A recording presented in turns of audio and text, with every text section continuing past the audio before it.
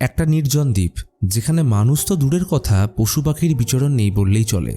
সেইখানে ব্রিটিশ আমলের তৈরি এক পরিত্যক্ত বাংলোয় ইউটিউব রিয়েলিটি শোয়ের আয়োজন করা হয়, যেখানে কয়েকজন প্রতিযোগী 15 দিন মোবাইল ছাড়া বিভিন্ন টাস্ক কমপ্লিট করতে পারলে পুরস্কার স্বরূপ পেয়ে যাবে 1 কোটি টাকার পুরস্কার। কিন্তু এক রাতে শোয়ের ক্রু মেম্বার সহ প্রতিযোগীদের রহস্যজনক মৃত্যু হয়। এবার এই ঘটনা তদন্ত করতে ডেকে পাঠানো হয় একজন প্যারানর্মাল ইনভেস্টিগেটরকে। এখন প্রশ্ন, কি আছে ওই দ্বীপে? এই বাংলো বাড়ির রহস্য কি? শেষমেশ আদৌ কি ঘটনার রহস্যভেদ হবে? তো চলো শুরু করা যাক ভারাক্কান মুভির এক্সপ্ল্যানেশন। সাত সকালে ফোনের রিং শুনে ঘুম ভাঙল মেঘার।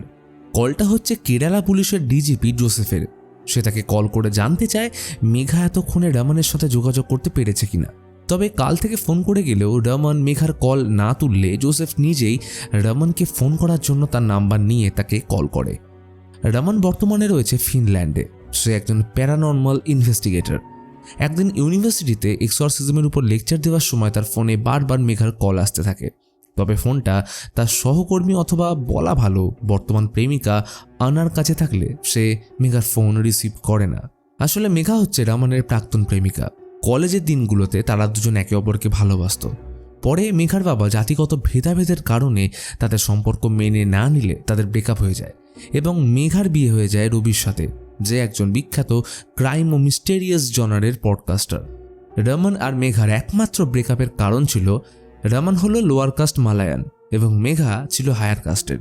তো এই ঘটনার পরেই রমন দেশ ছেড়ে চলে গেছিল। এমন সময় রমনের ফোনে কল আসলো ডিজিপি জোসেফের। রমনকে জোসেফ জানায় যে কিছুদিন আগে কেরালায় ব্রহ্মগিরি আইল্যান্ডে দ্য হন্টেড হাউস নামের একটা হরর রিয়েলিটি শোয়ের আয়োজন করা হয়েছিল। সেইখানে আয়োজক ছাড়া মোট 6 জন অংশ নিয়েছিল। তবে হঠাৎ করেই খবর পাওয়া যায় যে এই রিয়েলিটি শোয়ের সাথে যুক্ত থাকা 7 জন রহস্যজনকভাবে মারা গেছে, আর তাদের মধ্যেই একজন ছিল মেঘার স্বামী রবি, এবং সে এটার প্রধান আয়োজক ছিল।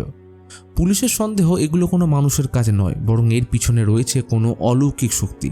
তাই সেখানে কি ঘটেছিল সেটা জানতেই তার রমনের সাহায্যের দরকার, এবং এইটার জন্যই মেঘা তাকে সকাল থেকে বারবার ফোন করছিল। রমন এই ঘটনা সম্পর্কিত রিসার্চ করতে শুরু করলে জানতে পারে যে 6 জন অংশগ্রহণকারীদের মধ্যে 5 জন মারা গেছিল, তবে বিজয় নামের একজন বেঁচে গেছিল। তার শরীরে অনেকখানি কার্বন মনোক্সাইডের ট্রেস মিললে প্রথমে পুলিশ ভেবেছিল হয়তো বিজয় ডিলিউশন হয়ে বাকিদের মেরে ফেলেছিল, কিন্তু বিজয় নিজেও এখন কোমাতে এবং তার অবস্থা দিন দিন আরও খারাপ হচ্ছে।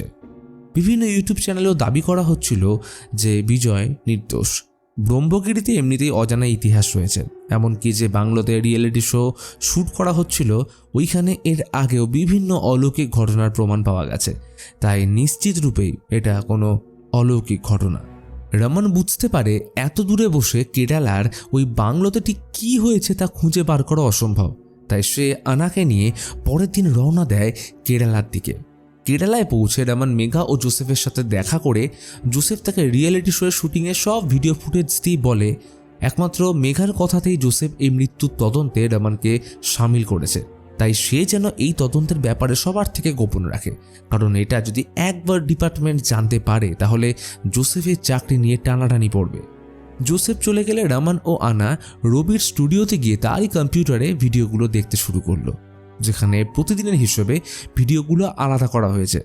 শোতে অংশগ্রহণকারী 6 জনের নাম ছিল মীরা, শম্ভু, আলিনা, তাসু, বিজয় ও নারায়ণ।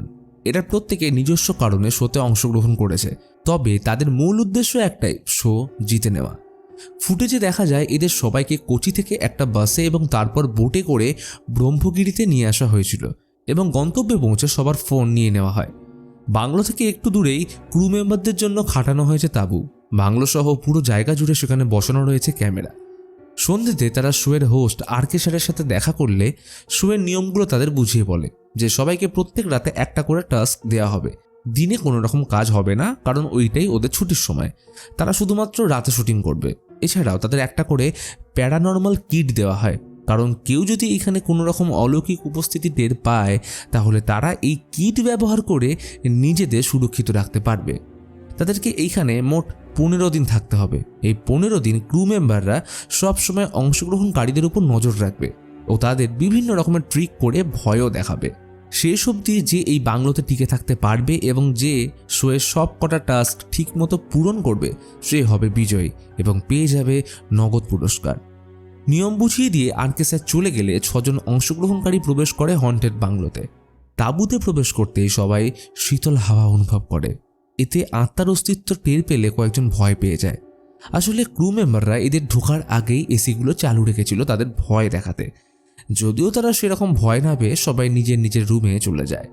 হঠাৎ মধ্যরাতে কেউ মীরার রুমে নক করলে মীরা ঘুম থেকে উঠে জানলার বাইরে একটা ভয়ঙ্কর পুতুল ঝুলন্ত অবস্থায় দেখে প্রচণ্ড ভয় চিৎকার করে ওঠে।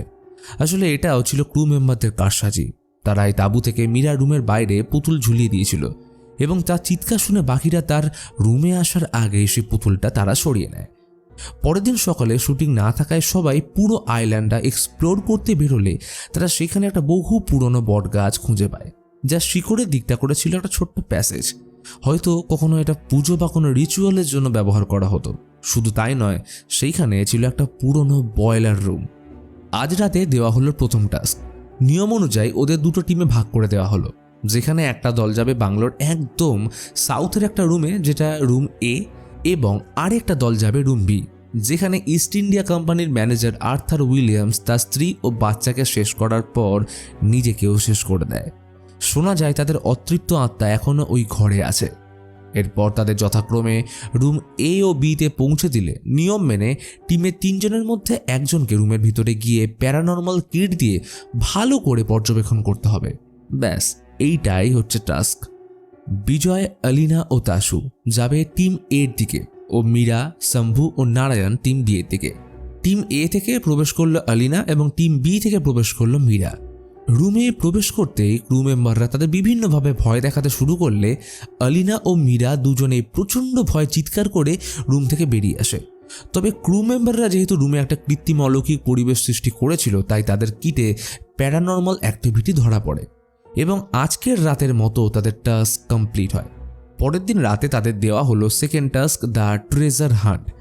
দুটো টিমকে এক এক করে ক্লু দেওয়া হবে এবং সেটাকে সমাধান করেই তারা পরের ক্লুগুলো খুঁজে পাবে। এইভাবে শেষ অবধি যারা সব কটা ক্লু খুঁজে পেয়ে প্রথম ট্রেজার পাবে তারাই হবে বিজয়ী এবং যে দল হারবে তারা হবে এলিমিনেট। আর এই পুরো কাজটা শেষ করতে হবে ভোর 4টের আগে। তাদের প্রথম ক্লু হলো তারা পরের ডেস্টিনেশন খুঁজে পাবে কোনো ভগবানের মধ্যে, শয়তানের মধ্যে নয়। টিম এ মানে আলিনা, তাসু ও বিজয় চলে যায় বাংলোর মধ্যে প্রথম ক্লুটা খুঁজে বের করতে। অন্যদিকে মীরা, শম্ভু ও নারায়ণ যায় সে পুরনো বটগাছটার দিকে, যার নিচে ছিল একটা ছোট্ট দরজা। তাই শম্ভু গাছের কাছে গিয়ে সবাই বারণ করা সত্ত্বেও ওই দরজাটা ভেঙে ফেললে সেখান থেকে অদ্ভুত ধরনের উজ্জ্বল আলো বা জোনাকির মতো কিছু একটা বেরিয়ে এসে শম্ভুর গলাতে আঘাত করে। এতে শম্ভু গুরুতর আহত হলে টিম বি এর বাকিরা এসে তাকে বাংলোতে নিয়ে যায়। শম্ভু যেহেতু এখন আহত, তাই ক্রু মেম্বাররা আজকের টাস্ক বাতিল করে দেয় ও শম্ভুকে আরাম দেওয়ার জন্য কাল অফ ডে ঘোষণা করে। তো সেই অনুযায়ী রবি ও লক্ষ্মী বাদে বাকি ক্রু মেম্বারদেরও ছুটি দেওয়া হলো। রাতে নারায়ণ ও শম্ভু ড্রিঙ্ক করার সময় নারায়ণ পুরনো বটগাছটার দিকে একটা লাইট দেখতে পায়। এইটা শম্ভুকে জানালে সে কিন্তু প্রথমে বিশ্বাস করে না। তখনই তারা সেদিক থেকে এক বিশেষ ধরনের ঢোলের আওয়াজ শুনতে পেলে শম্ভু ও নারায়ণ গাছের দিকে এগিয়ে যায়। সেখানে পৌঁছে বুঝতে পারে যে তারা আসার আগে হয়তো এখানে কেউ ঢোল বাজিয়ে আগুন জ্বালিয়েছিল। তারা দুজনেই প্রচণ্ড নেশার ঘুরে থাকায় শম্ভু গাছের পাশে একটা স্টোনের মধ্যে অ্যালকোহল ঢেলে আগুন ধরিয়ে দিলে আলিনা ও বিজয় এসে ওদের বাংলোতে ফিরিয়ে নিয়ে যেতে চাইলে শম্ভু কিছুতেই যেতে চায় না। এতক্ষণ অবধি দেখে রমন ফুটেজটাকে থামিয়ে কল করে আয়েশা নামের একজন ফোকলোর ও অ্যানথ্রোপোলজিস্ট এক্সপার্টকে। রমন তাকে ব্রহ্মগিরির ইতিহাস সম্বন্ধে জিজ্ঞাসা করলে আয়েশা জানায় ব্রহ্মগিরি একসময় রক আর্ট ও কেভ পেন্টিংয়ের জন্য অনেক বিখ্যাত ছিল। এমনকি সেখানে ছিল বিভিন্ন ট্রাইবদের বসবাস, পাওয়া যেত বিভিন্ন প্রকার স্টোন। তবে এর চেয়ে বেশি আয়েশা আপাতত জানে না, তাই সে আরও কিছু তথ্য রিসার্চ করে রমনকে পরে জানাবে বলে কল কেটে দিলে সে আবার ফুটেজগুলো দেখতে শুরু করে। সবাই বাংলোতে এতক্ষণে ফিরে এসছে, কিন্তু শম্ভু এখনও ফেরেনি। তাকে মদ্যপ অবস্থায় একা এই নির্জন দ্বীপের মধ্যে তো আর ছেড়ে দিতে পারে না। এই কারণে বিজয়, আলিনা ও মীরা বেরিয়ে পড়ল শম্ভুকে খুঁজতে। তারা যেতেই তাসু হঠাৎ বাংলোর পিছনের এক পুরনো কুয়ো থেকে শম্ভুর চিৎকার শুনতে পেলে সে কুয়োর কাছে গেলে দেখতে পায় শম্ভুর ঝুলন্ত মৃতদেহ। তাসু ভয়ানক চিৎকার করে উঠলে বাকিরাও সেখানে এসে এই দৃশ্য দেখে বাংলোতে ফিরে আসে। কিছুক্ষণ পর মীরা তার রুমে ঢুকলে মেঝেতে কারো জ্বলন্ত পায়ের ছাপ দেখতে পেলে সে ভয়ে চিৎকার করে ওঠে। বাকিরাও এইটা দেখে ক্রু মেম্বারদের ফোন করলে দেখা যায় তাঁবুতে মৃত অবস্থায় পড়ে রয়েছে রবি ও লক্ষ্মী। নারায়ণ ভয়ে বাংলোর পিছন দিকে বয়লার রুমে পৌঁছলে হঠাৎ উপর থেকে একটা জ্বলন্ত কয়লা স্তূপ তার উপরে পড়লে সে সাথে সাথেই মারা যায়। এখন বেঁচে 4: মীরা, বিজয়, আলিনা ও তাসু। বাকিরা নিজেদের মধ্যে অস্বাভাবিক ঘটনাগুলো নিয়ে আলোচনা করতে থাকলে এমন সময় নারায়ণ বাংলোতে এসে চুপচাপ সোফার এক কোণে বসে রইল। তবে এটা কি আদৌ নারায়ণ? কারণ সে তো কিছুক্ষণ আগেই মারা গেছে। ততক্ষণে কারেন্ট চলে গেছে, তাই মীরা ক্যান্ডেল জ্বালাতে রান্নাঘরে গেলে আচমকা কেউ যেন তার মাথা ধরে হাঁচকা টান মেরে মাইক্রোওয়েভে ঢুকিয়ে দিতেই কারেন্ট চলে আসে এবং মীরার নৃশংস মৃত্যু হয়। তার মৃত্যু দেখে সবাই প্রচণ্ড ভয় পেয়ে পালিয়ে যেতে চাইলে তখনই নারায়ণের আত্মা আলিনা ও তাসুকে শেষ করে দেয়। তবে কোনো ক্রমে বিজয় ঘটনাস্থল থেকে বেঁচে জলাশয়ে ঝাঁপ দিয়ে পালাতে গেলে পরের দিন তাকে উদ্ধার করা হয়। তবে সে এখন কোমাতে। সবকটা ফুটেজ দেখে রমন বুঝতে পারে এটা বিজয়ের নয়, বরং কোনো অলৌকিক শক্তির কাজ। সকাল হতেই রমন চলে যায় আয়েশার সাথে দেখা করতে। সে জানায় ব্রহ্মগিরির ইতিহাস অনুযায়ী সেখানে বহু বছর আগে বসবাস করা এক ট্রাইবালরা এক বিশেষ দেবীর পুজো করত। এটা মূলত দ্রাবিড়িয়ান লোড। সহজভাবে বললে দক্ষিণ ভারতের দ্রাবিড়ীয় লোককথা অনুযায়ী এই দেবীকে প্রকৃতি রূপে পুজো করা হতো, যাকে তারা মা হিসেবে সম্বোধন করত। কয়েকশো বছর আগে এই ট্রাইবালদের উপর কোলাথু নাড়ুর রাজাদের শাসন চলত। ব্রহ্মগিরিকে লালসা ও প্রতিহিংসার ভূমি বলার একটা বিশেষ কারণ ছিল। সালটা তখন 1775। এই অঞ্চলটা এক অত্যাচারী ও চরিত্রহীন জমিদার কুলাশেখরানের অধীনে ছিল, যেখানে থাকত মুকুলি নামের এক অতীব সুন্দরী মহিলা। কুলাশেখরান একজন ওয়েমেনাইজার ছিল এবং এর পরেও বিবাহিত হওয়া সত্ত্বেও সে মুকুলিকে তার দ্বিতীয় স্ত্রী হিসেবে বিয়ে করে। কিন্তু শত চেষ্টার পরেও কুলাশেখরানের পুরুষত্ব মুকুলির কাছে হার মানত। তাই বিয়ের পর সে মুকুলিকে তার ঘরেই বন্দি রাখত। শুধুমাত্র দেবীর উৎসবের দিন মানে থিয়াম উৎসবে মুকুলির বাইরে বেরোনোর অনুমতি ছিল। এইখানে প্রতি বছর থিয়াম পারফর্ম করত কুঞ্জাম্বু নামের একটা ছেলে। সে নিচু জাতের হওয়ার কারণে থিয়াম বাদে অন্যান্য দিনে কুলাশেখরানের বাড়ির চারপাশে ঘোরা ছিল তার জন্য নিষিদ্ধ। যদিও নিয়ম অনুযায়ী এই নিচু জাতি যেহেতু একমাত্র থিয়াম পারফর্ম করতে পারত, তাই থিয়ামের দিন কুলাশেখরান তাকে বাধা দিতে পারত না। এমনই এক থিয়ামের দিন কুঞ্জাম্বু কুলাশেখরানের বাড়িতে আসে থিয়ামের জন্য প্রস্তুতি নিতে। সেখানে মুকুলির নজর পড়ে তার উপর। ফলে মুকুলির শারীরিক লালসা শিকার হয়ে কুঞ্জাম্বু। তবে তাদের এই কাণ্ড দেখে ফেলে কুলাশেখরান। এরপর কুঞ্জাম্বু থিয়াম পারফর্ম করার জন্য চলে যায়। কথিত আছে থিয়াম উৎসবের সময় যে থিয়াম পারফর্ম করছে তার মধ্যে দেবীর ভর আসে এবং স্বয়ং দেবী তখন ভক্তদের কথা শুনে, যার ব্যতিক্রম সেই দিনেও হয়নি। তাই থিয়ামের সময় কুঞ্জাম্বুর মধ্যে দেবীর ভর থাকা অবস্থায় সে নিয়ম ভঙ্গ করে শারীরিক সম্পর্কে লিপ্ত হয়েছিল, আর সেই সময় তার মধ্যে ছিল স্বয়ং দেবী। তাই থিয়ামের এক পর্যায়ে এসে হঠাৎ ডিভাইন ডান্স থামিয়ে দিলে গ্রামবাসীরা সবাই হতভম্ব হয়ে যায়। তবে এর থেকেও অবাক করার বিষয় ছিল যে মুকুলি কখনোই কুঞ্জাম্বুর হিউম্যান ফর্মকে ভালোবাসত না, বরং সে ভালোবেসেছিল তার ডিভাইন ফর্মকে। অর্থাৎ যখন সে সাজসজ্জা করে রেডি হতো এবং তার উপর দেবীর ভর আসত। তবে কুলাশেখরান যেহেতু আগে কুঞ্জাম্বু ও মুকুলির অবৈধ সম্পর্ক দেখে ফেলেছিল, তাই সে থিয়াম চলাকালীন তীরবিদ্ধ করে কুঞ্জাম্বুকে মেরে ফেলে। এবার কুঞ্জাম্বু যখন মারা যায় তখন সে না ছিল তার পুরোপুরি হিউম্যান ফর্মে, না ছিল পুরোপুরি তার ডিভাইন ফর্মে। ডিভাইন ফর্ম বলছি যেহেতু তার উপর তখন দেবীর ভর ছিল। ফলে কুঞ্জাম্বু মারা যায় মেটাফিজিক্যাল অবস্থায় এবং তার মৃত্যুর পর থেকে ব্রহ্মগিরিতে নেমে আসে অভিশপ্ত অন্ধকার। শুরু হলো ফসল নষ্ট হওয়া। বহু মানুষ অদ্ভুতভাবে মারা যেতে শুরু করে, যার কোনো লজিক্যাল ব্যাখ্যা কারোর কাছেই ছিল না। ব্রহ্মগিরিতে ঘটে চলা এসব অস্বাভাবিক ঘটনার কথা কানে যায় তৎকালীন রাজার।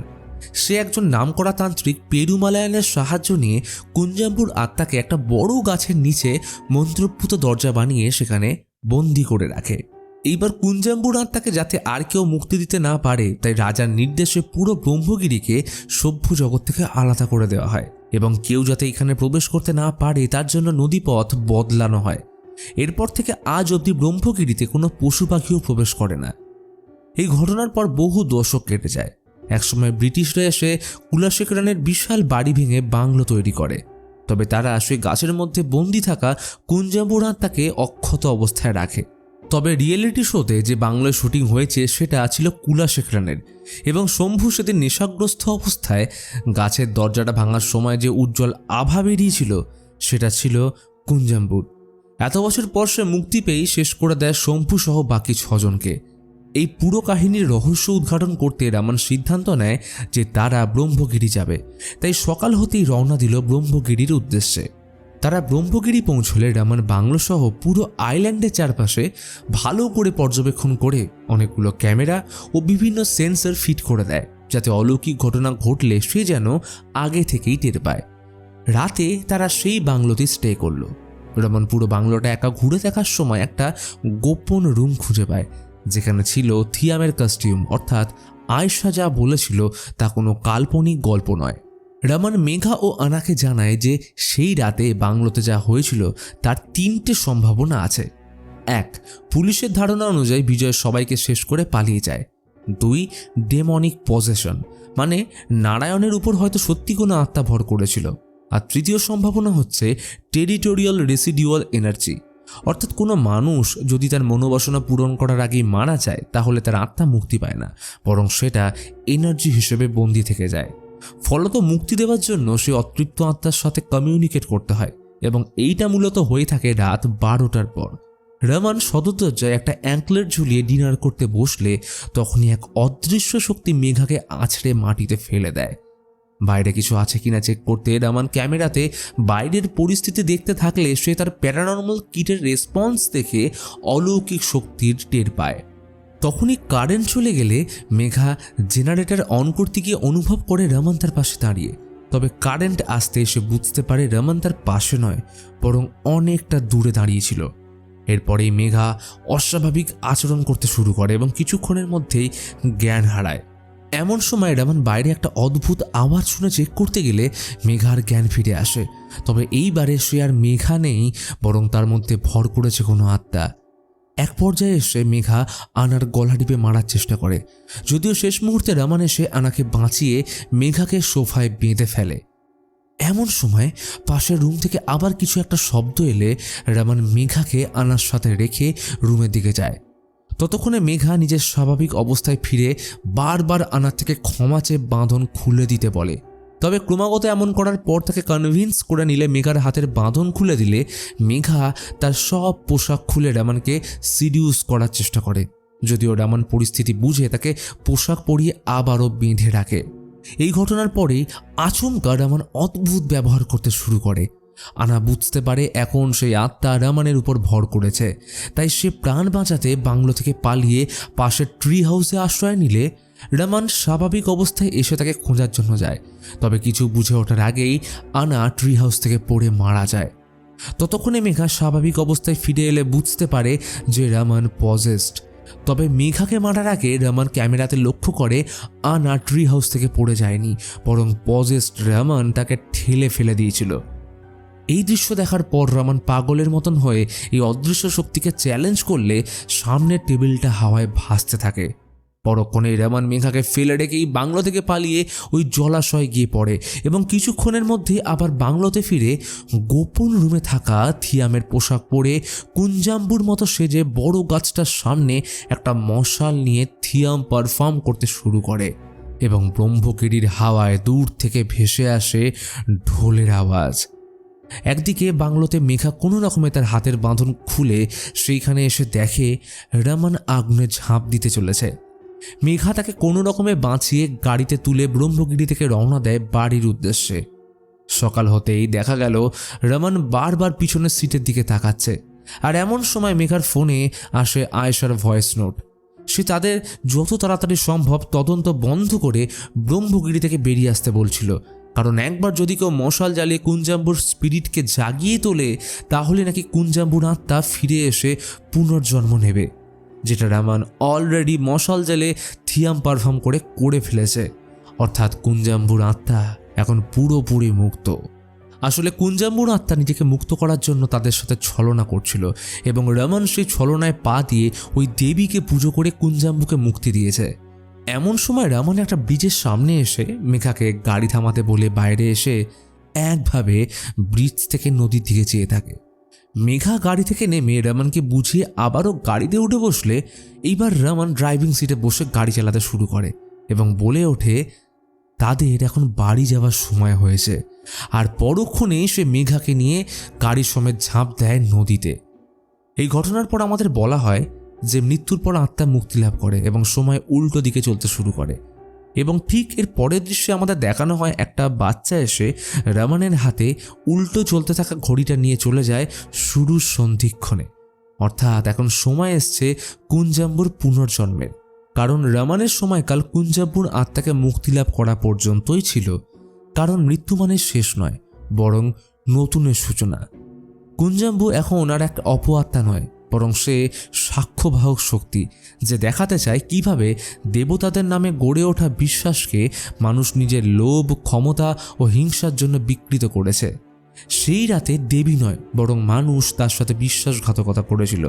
এমনকি গত রাতে মেঘাকে কুঞ্জাম্বু নয়, বরং মুকিলের আত্মা ভর করেছিল এবং সেই কারণেই সে বারবার রমনের দিকে আকৃষ্ট হচ্ছিল।